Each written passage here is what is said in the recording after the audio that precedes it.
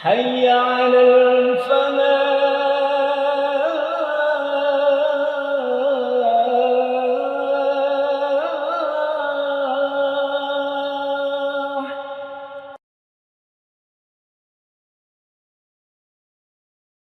Bismillah. Ukhayyikum jami'an. Assalamualaikum warahmatullahi wabarakatuh. Alhamdulillahi rabbil alamin wa bihi nasta'in wa ala umuri dunya waddin. Wassalatu wassalamu ala asyrafil anbiya wal mursalin sayyidina wa maulana Muhammadin wa ala alihi wa sahbihi ajmain wa ba'du. Alhamdulillah, puja dan syukur mari kita panjatkan kepada Allah atas karunia-Nya sehingga Allah masih memudahkan bagi kita untuk memenuhi undangan Allah Subhanahu wa taala, salat berjamaah, salat zuhur, dan tentu jamaah sekalian yang dirahmati Allah Subhanahu wa taala, kita berharap kepada Allah Subhanahu wa taala semoga kesungguhan kita, keseriusan kita dalam melaksanakan ibadah salat zuhur diterima oleh Allah Subhanahu wa taala. Amin. Allahumma amin. Pun demikian, pada salat alhamdulillah kita dimudahkan masih untuk duduk dalam majelis ilmu yang ini juga tidak kalah luar biasa istimewa di sisi Allah Subhanahu wa taala. Jamaah sekalian yang dirahmati Allah Subhanahu wa taala, alhamdulillah pada kesempatan kali ini kita akan kembali berbincang tentang As-Sirah An-Nabawiyah, sejarah manusia terbaik, manusia yang bahkan sangat cinta, amat sangat cinta kepada kita umatnya, umat Rasulullah sallallahu alaihi wasallam. Dan tentu jamaah sekalian yang dirahmati Allah, kita berharap dengan mengkaji sejarah kehidupan beliau ini, pertama kita kemudian punya bahan yang benar dalam berittiba atau menjadikan beliau sebagai uswatun hasanah, menjadi suri teladan terbaik sehingga kita akan mencontohnya. Yang kedua, yang tidak kalah penting lagi jamaah sekalian yang dirahmati Allah Subhanahu wa taala, dengan kita lebih mengenal kepada beliau, mengkaji sejarah atau sirah Nabi sallallahu alaihi wasallam ini, kita benar-benar berharap akhirnya nanti kita mendapatkan syafaat dari Rasulullah sallallahu alaihi wasallam. Amin. Allahumma amin. Hadirin jamaah sekalian yang dirahmati Allah Subhanahu wa taala, pada kesempatan kali ini kita akan membahas lanjutan bahasan kita sebelum ini, yakni kita mulai masuk dalam pembahasan yang diberi judul dengan pertolongan Allah dan kemenangan. Tepatnya kita akan membahas tentang Fathu Mekah, kemenangan kota Mekah. Hal ini jemaah sekalian yang dirahmati Allah Subhanahu wa taala, Allah berikan, anugerahkan kepada kaum muslimin di tahun ke-8 Hijriah, ba'da Jumadil Akhir dan bulan Rajab. Alhamdulillah, alhamdulillah, kemudian Allah Subhanahu wa taala memberikan kepada kaum muslimin sebuah kemenangan yang luar biasa. Fathu Mekah adalah kemenangan kaum muslimin yang bahkan tiada banding. Sebuah kemenangan yang dahsyat di mana tanah haram sebelumnya dipakai untuk mensyirikan Allah Subhanahu wa taala, berbagai macam kemusyrikan terjadi di sana, berbagai macam kemaksiatan terjadi di tanah haram. Tapi alhamdulillah, alhamdulillah, di tahun awal dari tahun ke-8 Hijriah ini Allah Subhanahu wa taala memberikan pertolongan kepada Rasulnya Muhammad sallallahu alaihi wasallam bersama dengan para sahabatnya, bersama dengan kaum muslimin, untuk kemudian akhirnya mendapatkan kemenangan yang kilang gemilang tersebut. Hal ini jamaah sekalian dirahmati Allah Subhanahu wa taala, sebagaimana kita memahami bagi kaum muslimin, bagi umatnya Rasulullah, kalau kita ini meneladani tata cara yang dicontohkan oleh Rasulullah sallallahu alaihi wasallam, pasti akan mendapatkan dua ayat, fa inna ma'al usri yusra, inna ma'al usri yusra. Maka sesungguhnya sesudah kesulitan pasti ada kemudahan, sesudah kesulitan pasti ada kemudahan. Kita tahu di surat tersebut, surat Alam Nashrah itu jamaah sekalian yang dirahmati Allah Subhanahu wa taala, lafaz al-usri, inna ma'al usri itunya pakai alif lam. Sesungguhnya sesudah kesulitan, al-usri itu pakai al. Yang maknanya bahwa kalau lafaz dalam bahasa Arab itu pakai al, berarti itu adalah menjelaskan itu adalah satu. Sebaliknya fa inna ma'al usri yusro. Nah, yusronya itu tidak pakai al. Yang maknanya berarti setidaknya minimal bagi orang-orang yang beriman pada setiap kesulitan itu Allah Subhanahu wa taala akan menghadirkan dua kemudahan. Nah, di sejarah ini jamaah sekalian yang dirahmati Allah Subhanahu wa taala, bahasan kita tentang pertolongan Allah dan sekaligus kemenangan yang dahsyat. Fathu Mekah ini, dalam kemenangan kota Mekah ini kita benar-benar mendapatkan bukti dari ayat ini, fa inna ma'al usri yusra, inna ma'al usri yusra. Apa jamaah sekalian dirahmati Allah Subhanahu wa taala?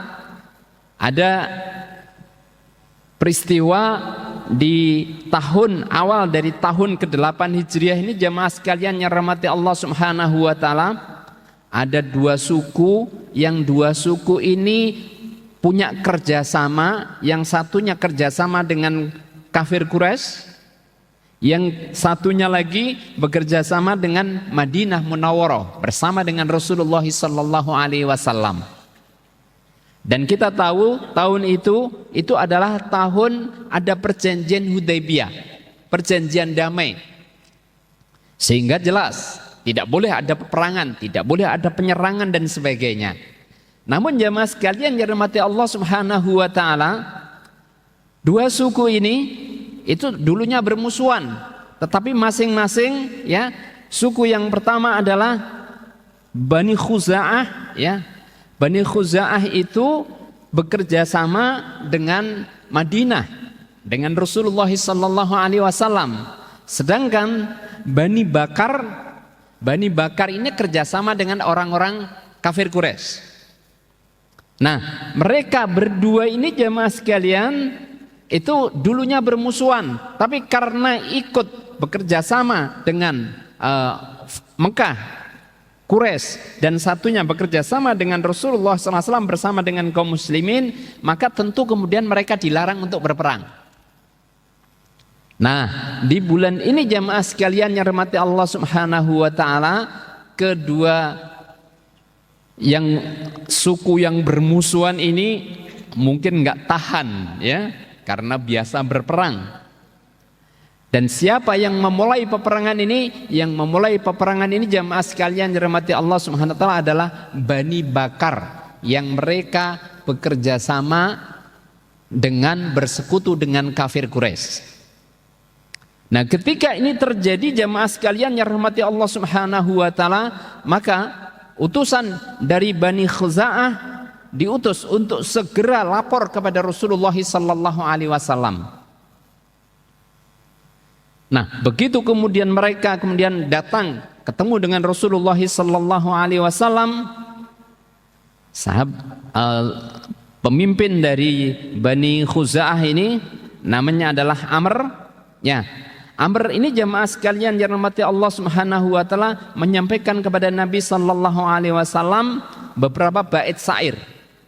Beberapa bait syair yang diantara maknanya adalah setelah menyampaikan syairnya yang cukup bagus ya, kemudian Bani Bakar ini ya, Bani Khuza'ah ini menyampaikan kepada Rasulullah sallallahu alaihi wasallam, wahai Rasulullah, mereka telah menyerang kami. Jadi Bani Bakar telah menyerang kami, Bani Khuza'ah, di Watir, salah satu tempat di malam hari. Mereka membunuh kami saat rukuk sujud, saat mereka sedang ada di antara mereka yang beribadah, ada di antara mereka yang mungkin tidur dan sebagainya. Namun ya, pelanggaran yang luar biasa besar ini dilaporkan oleh Amr ya dari Bani Khuza'ah ini kepada Rasulullah sallallahu alaihi wasallam. Akhirnya laporan yang telah disampaikan dengan luar biasa jelas dan tegas oleh Amr ini kepada Rasulullah sallallahu alaihi wasallam langsung dijawab oleh Nabi sallallahu alaihi wasallam dalam sabda beliau, "Kamu pasti ditolong wahai Amr bin Salim." Masya Allah wa tabarakallah. Jamaah sekalian yang rahmati Allah subhanahu wa ta'ala, kita tahu bahwa secara umum saja orang pada waktu itu ketika ada perjanjian mereka pasti berpegang teguh dengan perjanjian tersebut. Sehingga ketika kemudian ada pengkhianatan dari isi perjanjian, maka tentu kemudian hukuman harus ditentukan, harus diberlakukan kepada orang-orang yang melanggar perjanjian ini.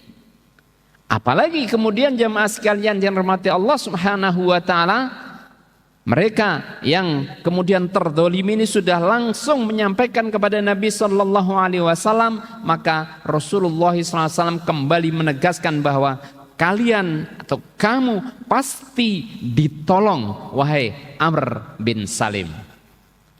Jamaah sekalian yang dirahmati Allah Subhanahu Wa Taala, maka sejenak kemudian setelah Rasulullah SAW bersabda kamu pasti ditolong, itu tampaklah ya oleh Rasulullah Sallallahu Alaihi Wasallam gumpalan awan di langit.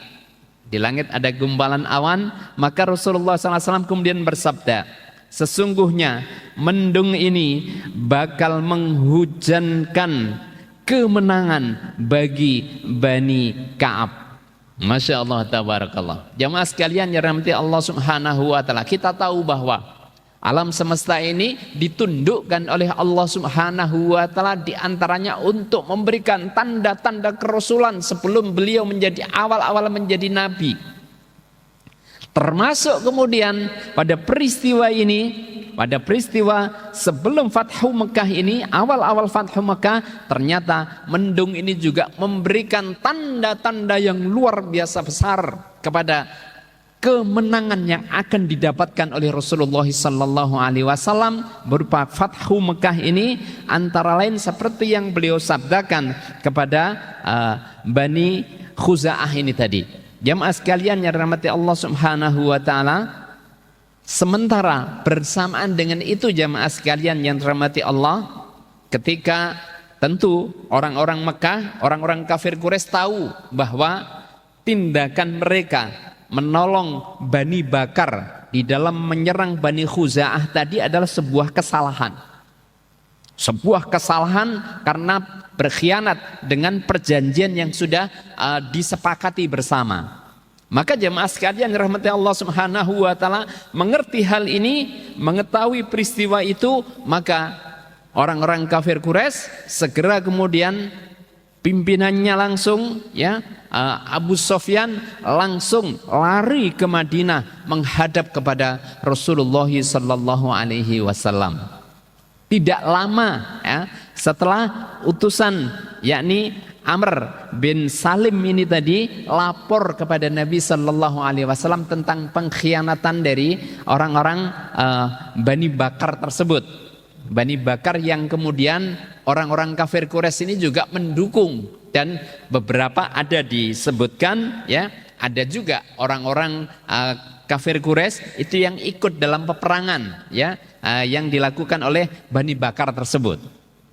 Nah, karena itu jemaah sekalian rahmatullah, mengerti yang demikian, Abu Sufyan segera lari juga ke Madinah dalam rangka untuk berunding ya, bernegosiasi kepada Rasulullah sallallahu alaihi wasallam.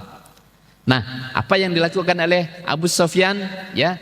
Pertama kali beliau kemudian mengunjungi ke rumah putrinya yang kebetulan menjadi istri Nabi sallallahu alaihi wasallam, yakni Ummu Habibah binti Abi Sufyan. Itu adalah istri Nabi, salah satu dari istri Nabi itu adalah putrinya Abu Sufyan. Nah, beliau datang ke rumahnya. Pada saat masuk ke rumah rumah Ummu Habibah ini, jemaah sekalian rahmatullah, itu ada kain untuk duduk begitu. Nah, si Abu Sufyan ini mau duduk ke situ. Mengetahui begitu ayahnya tersebut masuk, kemudian mau duduk ke kain tersebut, kain atau ada yang menyebutkan sarung ya, kain yang dipakai untuk duduk. Segera kemudian Ummu Habibah langsung mengambilnya dan kemudian meringkasnya, dipindah ya. Kemudian ayahnya, "Putriku, apa yang kau lakukan? Ini saya mau duduk, kenapa engkau ambil?" Gitu kan. Maka Ummu Habibah bilang bahwa ini adalah sarung Rasulullah sallallahu alaihi wasallam. Sementara mohon maaf panjenengan masih kafir ya. Dan itu najis ya, tidak boleh untuk Anda gitu kan.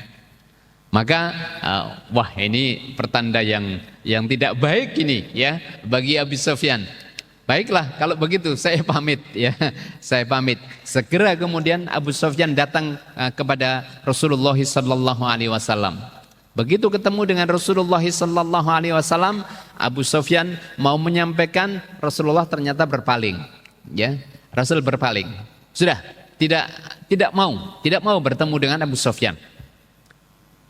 Terus berusaha, tapi kemudian terus ditolak oleh Nabi sallallahu alaihi wasallam ya. Rasul udah nggak bilang apa-apa ya. Kenapa? Tahu ya, Abu Sufyan juga tahu sebenarnya kedatangannya itu dalam rangka bernegosiasi untuk mungkin minta maaf dan sebagainya. Tentu Rasulullah SAW tahu ya peristiwa tersebut, sudah mendapatkan peristiwa tersebut, dan kemudian Rasulullah SAW sama sekali tidak mau menerimanya. Namun tentu jamaah sekalian rahmati Allah Subhanahu wa taala, kalau seorang pimpinan atau seorang utusan datang ke sebuah kaum ya yang mungkin masih musuh, tapi karena waktu itu berdamai juga ya, ada perjanjian damai, maka ya kemudian tidak boleh dilarang, tidak boleh dibunuh atau disakiti dan sebagainya karena utusan ya. Nah ini pimpinannya langsung datang, Abu Sufyan langsung datang. Nah begitu kemudian Rasulullah SAW tidak menggubrisnya atau tidak mau menerimanya, maka Abu Sufyan kemudian tidak patah semangat mendatangi Abu Bakar As-Siddiq. Begitu nyampe kepada Abu Bakar As-Siddiq, maka segera saja Abu Bakar menolak dengan tegas, "Aku tidak sanggup melakukannya." Pada saat Abu Sufyan, Abu Bakar minta tolong sampaikan pesan saya kepada Rasulullah, "Aku tidak bisa melakukannya." Begitu Abu Bakar langsung menolaknya, maka datang kepada Umar bin Khattab. Begitu datang kepada Umar bin Khattab, jamaah sekalian dirahmati Allah Subhanahu wa taala, maka indah kalimatnya Umar ini ya. Kata Umar bin Khattab, "Apakah aku harus membantumu untuk berbicara kepada Rasulullah sallallahu alaihi wasallam?" Kata Umar bin Khattab, "Demi Allah, andaikan aku tidak punya apa-apa selain debu, niscaya aku perangi kamu dengan debu itu." Masya Allah. Ya sudah, langsung akhirnya Abu Sufyan tidak putus asa, segera kemudian menemui Ali bin Abi Thalib. Nah jemaah sekalian rahmati Allah Subhanahu wa taala, pada saat menemui Ali bin Abi Thalib, Abu Sufyan mengatakan, "Wahai Ali, sesungguhnya engkau adalah orang yang paling dekat hubungan silaturahmimu dengan silaturahimnya dengan aku ya. Sesungguhnya aku telah datang ke sini untuk suatu keperluan, karenanya jangan sampai aku pulang dengan tidak membawa hasil apa-apa." Kata Abu Sufyan kemudian mengatakan, "Bantulah aku agar bisa berbicara dengan Rasulullah." "Kasihanilah ya, kasihan kamu," jawab Ali bin Abi Thalib ya. "Kasihan kamu hai Abu Sufyan ya. Demi Allah, Rasulullah SAW telah bertekad melakukan sesuatu yang kami tidak bisa memberi saran apapun." Jamaah sekalian yang dirahmati Allah Subhanahu wa taala, ternyata Abu Sufyan masih belum berpaling.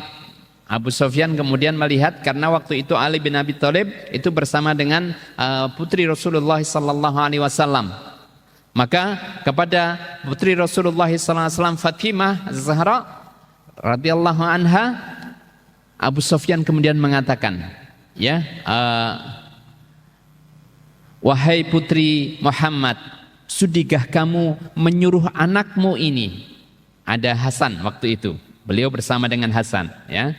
Sudikah engkau menyuruh anakmu ini untuk memberikan perlindungan kepada orang-orang Quraisy sehingga kelak dia akan menjadi junjungan seluruh bangsa Arab sampai akhir zaman, ya. Nampaknya menggoda juga, menarik, ya.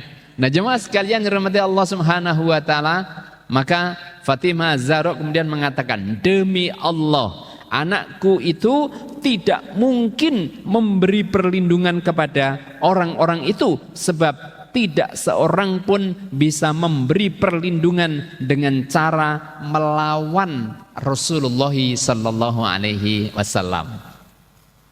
Jemaah sekalian yang dirahmati Allah Subhanahu wa taala, ternyata masih belum putus asa juga Abu Sufyan. Melanjutkan lagi, bicara lagi kepada Ali bin Abi Thalib, ya. Hai Abul Hasan, ya, kata Abu Sufyan, sungguh saya rasakan urusan-urusan ini membuatku sangat kesulitan. Karenanya berilah aku saran. Wahai Ali, ya, beri aku saran.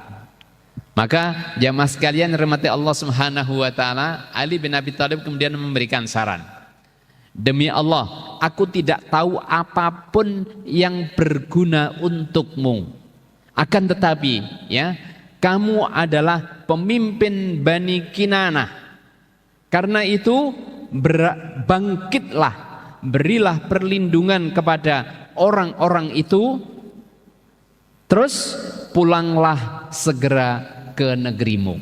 Jamaah sekalian yang dirahmati Allah Subhanahu wa taala, Abu Sufyan kemudian bertanya, apakah menurutmu itu ada gunanya untukku? Ya. Kata Ali bin Abi Thalib, entahlah, demi Allah aku tidak yakin itu, ya. Tetapi aku juga tidak menemukan cara lain selain yang saya sarankan tersebut. Jamaah sekalian yang dirahmati Allah Subhanahu wa taala, luar biasa peristiwa yang terjadi pada sebelum Futuh Mekah ini, jamaah sekalian yang dirahmati Allah. Dan di mana ini adalah masa perdamaian, namun kemudian ada pengkhianatan.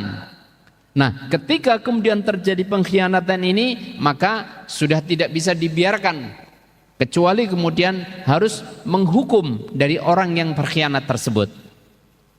Jamaah sekalian yang dirahmati Allah Subhanahu wa taala, ketika kemudian akhirnya yang dilakukan oleh Abu Sufyan setelah kemudian mendapatkan saran dari Ali bin Abi Thalib tadi, ya, dia akhirnya naik untanya kemudian di halaman Masjidil Haram, kemudian dia kemudian mengatakan, wahai manusia, sesungguhnya aku memberi perlindungan kepada orang-orang Quraisy, ya.